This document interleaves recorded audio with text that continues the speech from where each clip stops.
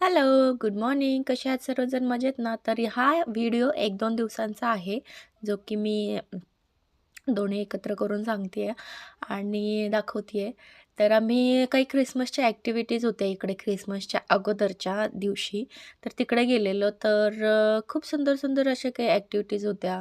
मग या आहेत काही त्यातील. तर इथे ना स्परांश आणि त्याचा एक फ्रेंड म्हणजे तिथेच झालेला लायब्ररीमध्येच.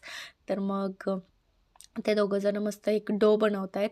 तर ते कशासाठी तर आपण जे ख्रिसमस ट्री वगैरे असतं ना, तर इथले लोकं कसं ते खूप छान असे सजवतात ते ख्रिसमस ट्री. मग त्याला काही सजवण्यासाठी काही-काही गोष्टी असतात, ज्या की ते घरी पण बनवू शकतात.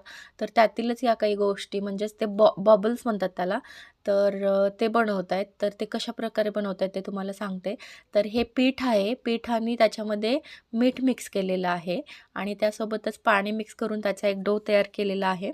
आणि तिथे काही असे त्यांनी वेगवेगळ्या आकाराचे साचे ठेवलेलं. तर मग ते पूर्ण ते डो असा लाटून घ्यायचा बेलनी आणि त्याच्यानंतर तो असा छान शेपमध्ये कट करायचा.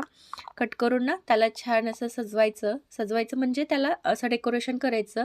तिकडे बरंच काय होतं तिथं डेकोरेशन करण्यासाठी आणि स्वरांशनीही खूप छान एन्जॉय केली ही गोष्ट आणि त्याच्यानंतर ना ती वाळवून मस्त त्याचं कडक होऊन जाते. ज्याच्यामध्ये होल करून मग आपण ते अडकवू शकतो झाडाला. तर त्याच्यानंतर ना आम्ही गेलेलो दुसऱ्या ठिकाणी, जिकडे की सुंदर अशा ॲक्टिव्हिटीज होत्या. त्याच्या अगोदर गेल्याबरोबर त्यांनी फेस पेंटिंग करून दिली. तर फेस पेंटिंग कशी तर आता ख्रिसमस होता त्याच्यामुळे मग ख्रिसमसची थीम होती म्हणून सरांशनी ही छान ख्रिसमस हॅट काढून घेतलेली आणि खूप छान दिसत होता तो. आणि त्यांना तिथे खूप खूप सारे लेकरं आलेले होते. मग त्यांनी पण वेगवेगळे असे काही शेप्स काढून घेतले. कोणी ख्रिसमस हॅट, कोणी मग असं बबल्स काढले, कोणी ख्रिसमस ट्री काढलं. मस्त असे दिसत होते. त्याच्यानंतर सांता क्लॉजने त्यांना छान-छान गिफ्ट्स पण दिले. आता ते गिफ्ट्सचा व्हिडिओ मी याच्यात नाही घेतला. तर हा व्हिडिओ तुम्हाला कसा वाटला मला ते नक्की सांगा.